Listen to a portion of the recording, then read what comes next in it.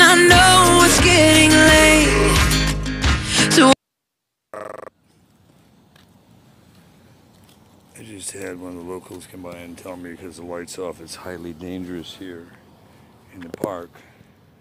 I've been covering this park since I was first sent out here to do the night show with NBC and to do an undercover news assignment with NBC Nightly News.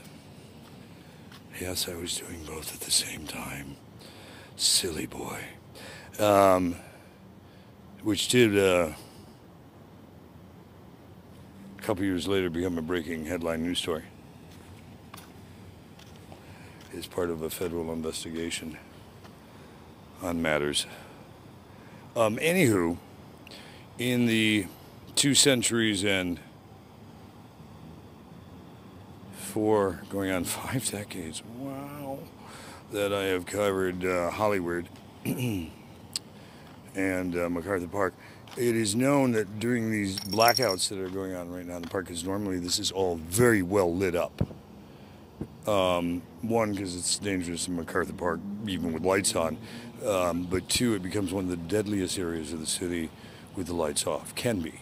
Doesn't always, but can be. And in short order, they do fish bodies out of the river here, or body part. I mean, out of the pond here, or body parts. Who knows how many bodies they pull out of here a year? Some years it gets high. The counts get high. I don't know if all of the ones they find get reported for many reasons. Because some of them were probably put here by crooked cops, and so those will become John and Jane Does real quick and vanish off paper. But you can audit trail them. It would take some skills and subpoenas, but it could certainly be done. And those of the Department of Justice and the different agencies I consult with know what I'm talking about. Because you're going to reconstruct radio calls and timelines and 911 calls, and you can find it. It's there. The data is there. And sometimes I've heard, I cannot document. I want to be real clear about what I hear from inside officials. But I have not had documentation to verify that I have actually had in my hands and reviewed, coroner's reports, etc. But some of them appear to be overdoses. Some might be suicide. Some are definitely murder. And they fish several weapons out of this water too. If somebody needs to ditch a weapon, they pitch as far out in the water as they can, making it more difficult. But there are several times a year they're down here dragging. I've been here when it happens. It's not always pretty. Of course, I've been on the beach when they've recovered remains also of people brutalized in Santa Monica and in other areas of the western region. So, if you were thinking of a late night walk in the park, unless you know this park really intimately well, like I do, or are highly skilled and trained, I would say tonight is not a good night for you to visit. The other side from here looks lit, so the north side of MacArthur Park is looking more safe.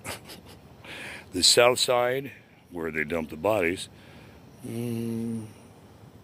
I think I saw 1 or possibly 2 that will probably be dumped in here before morning if they are dead. They certainly appeared to be and didn't respond to any verbal stuff I was shouting, so either that or they're on some heavy Mexican oxy or some other fentanyl-laced drugs, which are becoming pandemic in the United States right now. If you do your research on it, the seizures that have been happening out of Mexico through San Diego and Arizona are becoming astronomical. The pill market is starting to do well beyond other markets, and the quicker they can get the stuff in here, they are. Just the stuff they're seizing is setting all kinds of new records.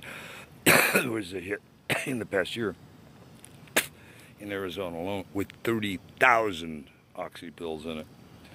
And this oxy is much stronger than the Oxy 88 used in the United States that has pretty much been banned for most people because of the abuse.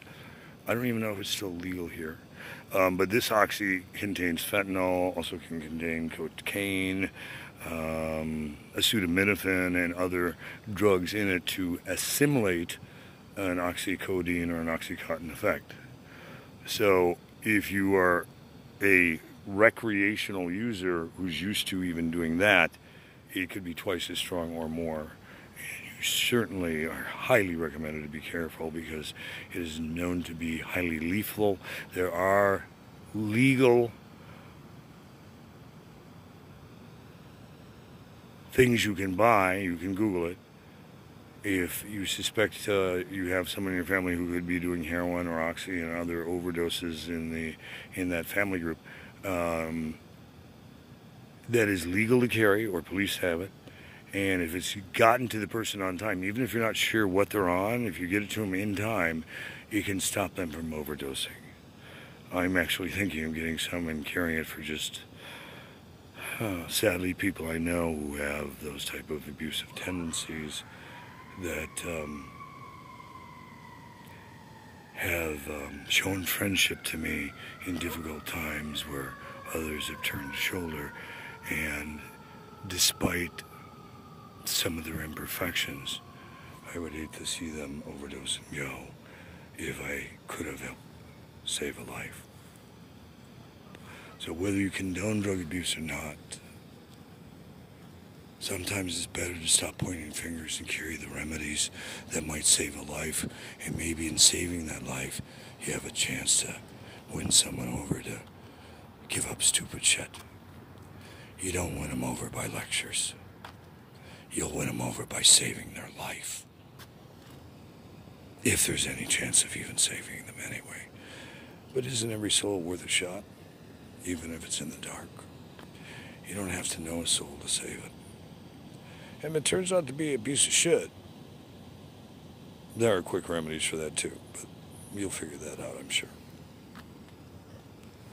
If nothing else, run like hell. Or have something in case they become a problem, you can knock them right back out.